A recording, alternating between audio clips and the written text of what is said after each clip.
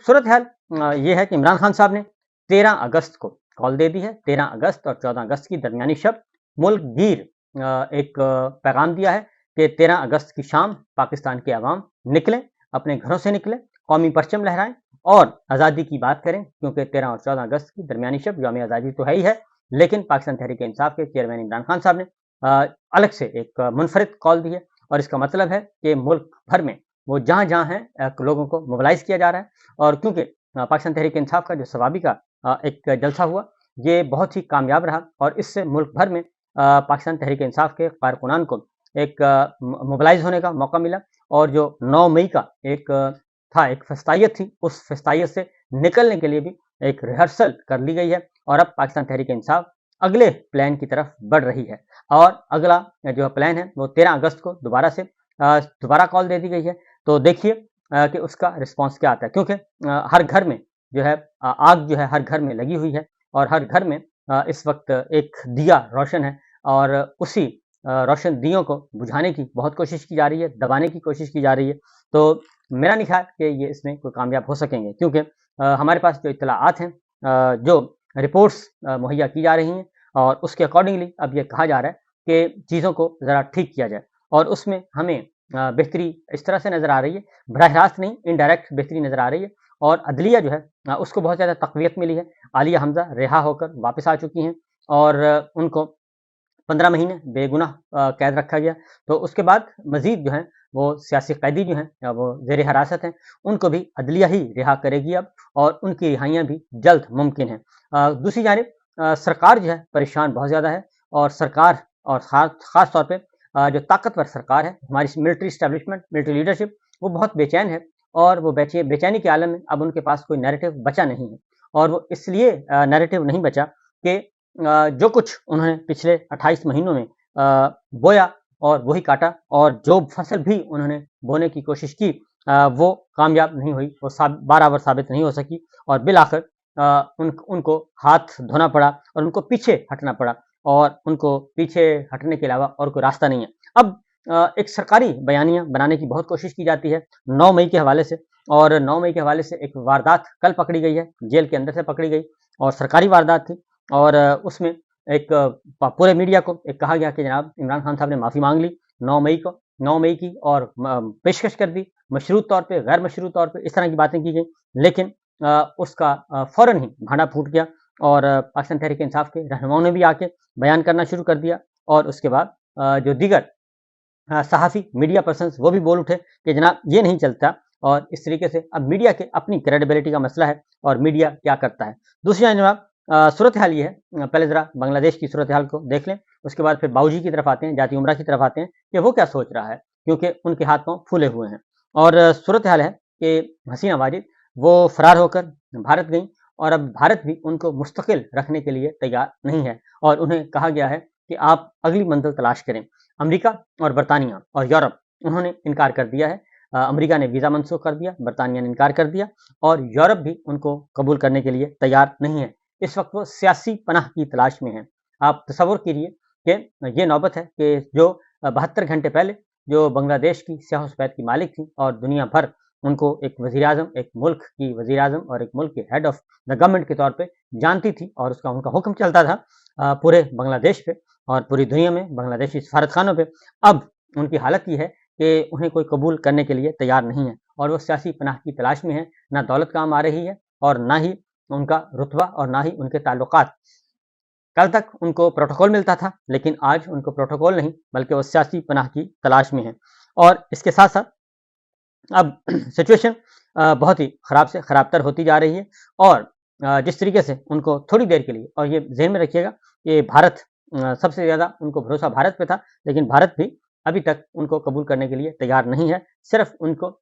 इस्तेमाल कर सकता है टिश्यू पेपर की तरह, इसके अलावा और कुछ नहीं। अब सिचुएशन है कि वो मिडल ईस्ट कंट्रीज़ की तरफ देख रही हैं, यूएई की तरफ देख रही हैं, सऊदी अरब की तरफ देख रही हैं, फ़िनलैंड की तरफ देख रही हैं कि कहीं से कोई मुल्क जो है उनका बोझ उठाने के लिए तैयार हो जाए, लेकिन वो बोझ उठाने के लिए शायद ही कोई मुल्क तैयार हो, क्योंकि हर मुल्क में जैसे पाकिस्तानी ओवरसीज़ पाकिस्तानीज़ हैं, ओवरसीज़ बंगाली भी हैं और वो बड़ी तादाद में हैं और चूँकि 15 साल से ज़ुल्म के सताए हुए लोग हैं और इसी तरीके से بہت سارے بنگالی جو ہیں وہ اپنا وطن چھوڑ کر اس وقت باہر محفوظ جگہوں پہ رہ رہے تھے، اور اب انہوں نے واپس بھی لوٹنا ہے، اور جہاں جہاں وہ رہ رہے ہیں وہاں پہ بھی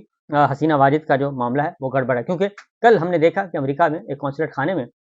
جو گئے ہیں بنگالی، اور وہاں پہ گئے اور وہاں پہ جا کے انہوں نے جو تصویر ہے شیخ مجیب کی، وہ تصویر انہوں نے اتار دی اور حسینہ واجد کی تصویر اتار دی۔ اس طریقے سے بہت زیادہ نفرت پائی جاتی ہے اور بہت زیادہ غم و غصہ بھی پایا جاتا ہے، اور یہ سلسلہ جو ہے وہ آہستہ آہستہ پھیل رہا ہے۔ اس کی وجہ یہ ہے کہ بنگلہ دیش میں ابھی بھی حکم جو چل رہا ہے وہ طلبہ تحریک کے جو لیڈرز ہیں وہ چلا رہے ہیں، اور وہ ڈکٹیٹ کر رہے ہیں، اور جیسے جیسے وہ ڈکٹیشن دے رہے ہیں ویسے ویسے عمل ہو رہا ہے، کیونکہ اب انہوں نے الٹیمیٹم دیا ہے کہ جناب 90 دن سے آگے یہ معاملات نہیں جانے چاہیے، اور پھر حسینہ واجد کی واپس حوالگی کا مطالبہ کیا جا رہا ہے، اور بنگلہ دیش کی بار ایسوسیشنز نے مطالبہ کیا ہے انڈیا سے کہ شیخ حسینہ واجد کو واپس کیا جائے اور واپس بنگلہ دیش کے حوالے کیا جائے، تاکہ ہم ان کے خلاف کارروائی کر سکیں اور قانون کے مطابق ان کو کٹہرے میں لایا جا سکے۔ اس ایک طرف تو یہ صورتحال ہے، اور کیونکہ اب اپوزیشن جماعتیں، خاص طور پہ جماعت اسلامی بھی بہت زیادہ متحرک ہو چکی ہے، اور مولانا فضل الرحمان صاحب بھی تیاریاں کر رہے ہیں، اور اپوزیشن اتحاد جو ہے پاکستان تحریک انصاف ہے، محمود خان عتیقی صاحب ہیں، تحریک تحفظ آئین پاکستان، وہ لیڈرز بھی آپس میں صلاح مشورہ کر رہے ہیں، اور 13 اگست کی کال تو دے دی گئی ہے۔ جماعت اسلامی نے ایک الگ سے کال دے دی ہے، اور ان کا جو دھرنا ہے وہ آہستہ آہستہ کامیابی سے آگے بڑھ رہا ہے، اور اس میں اضافہ بھی ہو رہا ہے، اور اب انہوں نے روڈ مارچ کا کل ایک نئی ایکٹیویٹی سٹارٹ کر رہے ہیں، اور کل شام کو جو ہے مری روڈ پہ وہ جماعت اسلامی روڈ مارچ کرے گی، اور ڈی چوک جانا ہوگا تو ڈی چوک بھی جائیں گے۔ جماعت اسلامی کے امیر نے یہ اعلان کیا ہے، حافظ نعیم الرحمان نے، اور جو بھی فیصلہ ہوگا اس سے انتظامیہ کو آگاہ کریں گے، اور کل لاہور میں بھی جلسہ ہوگا، اور آج دیکھ لو کہ وہ کہتے ہیں کہ مفتی بہانی کا انجام کیا ہوا۔ نواز شریف نے ان ہیروز کی قبروں پر پھول چڑھائے تھے، اور آج بنگلہ دیش کے عوام جو ہیں وہ جو کچھ کر رہے ہیں وہ ہمارے سامنے ہیں، اور حافظ نعیم الرحمان نے یہ بھی اعلان کیا ہے کہ 16 کو پشاور میں جلسہ ہوگا، 14 کو جھنڈا بردار ریلی نکلے گی، اور دھرنے کی کامیابی اختتام نہیں آغاز ہوگا، اور یہ بھی وہ کر رہے ہیں، اور بہت سے آئی پی پیز معاہدے وہ کہتے ہیں جی ختم ہو گئے ہیں، اور باقی ان کی میٹنگ بھی چل رہی ہیں جماعت اسلامی کے ساتھ، مشاورت بھی ہو رہی ہے، معاہدے پہ بات ہو رہی ہے، اور دیکھنا یہ ہے کہ وہ کب تک بڑھتے ہیں۔ لیکن جماعت اسلامی نے ملک بھر میں دھرنوں کا اعلان کیا ہے اور احتجاج کا اعلان کیا ہے، جبکہ اگر یہ صورتحال اسی طریقے رہی، میں آپ کو بتا دوں کہ اگر کچھ ہی عرصے میں آپ ایک اپوزیشن جماعتوں کی طرف سے ایک ایکٹیویٹی دیکھیں گے، کیونکہ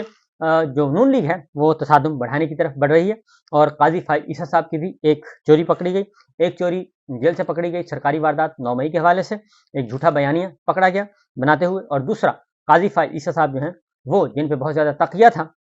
اور وہ بہت زیادہ سازشی پلان کا حصہ تھے، تو ان کے پلے بھی اب کچھ نہیں رہا۔ جسٹس منصور علی شاہ صاحب اور جسٹس منیب اختر صاحب جو کہ سینئر موسٹ ججز ہیں، انہوں نے صورتحال کو کنٹرول کر لیا ہے، اور تمام معاملات جو ہیں وہ اپنے ہاتھ میں لے لیے ہیں، اور اب سپریم کورٹ کے اندر بھی رجسٹرار ہوں یا باقی اسٹاف ہو وہ بھی جسٹس منصور علی شاہ صاحب کی طرف دیکھ رہے ہیں، جسٹس منیب اختر صاحب کی طرف دیکھتے ہیں، کیونکہ قاضی صاحب کی ایک اور 2 نمبری پکڑی گئی، اور وہ تھی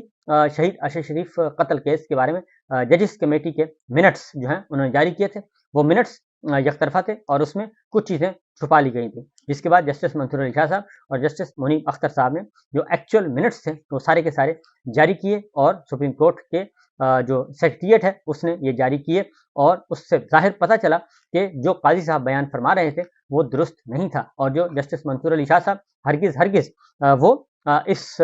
بینچ سے خود کو انہوں نے الگ نہیں کیا، بلکہ جسٹس جمال خان مندوخیل جو ہیں وہ یہ کیس سن رہے تھے، اور اویلیبل جو موجود ججز ہیں وہی سب سے سینئر تھے، لہذا ان کے بعد اگلے جتنے بھی سینیورٹی میں نمبر آتے ہیں ان کو یہ ذمہ داری دی گئی ہے۔ جسٹس مندوخیل جو ہیں جمال خان مندوخیل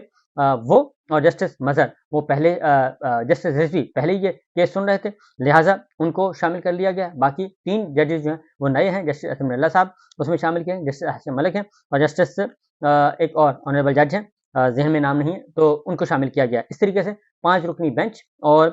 قاضی صاحب نے اس کیس کو بھی خراب کرنے کی کوشش کی اور اس کو پولیٹیسائز کرنے کی کوشش کی۔ بہرحال یہ صورتحال ہو رہی ہے، کیونکہ الیکشن کمیشن نے بھی باقاعدہ طور پہ پیٹیشن فائل کر دی ہے، اور اس نے بھی بتا دیا ہے کہ وہ فی الحال اس کو لنگر آن کرے گا، اور اس معاملے کو مخصوص نشستوں کے معاملے کو، تو معاملات کنٹرول میں ہرگز نہیں ہے۔ خرابی کی طرف جا رہے ہیں، اور نون لیگ تو چاہتی ہے تصادم ہو اور تصادم سے اندر وہ سیاسی شہید کہلائے، لیکن حقیقت یہ ہے کہ ہر کوئی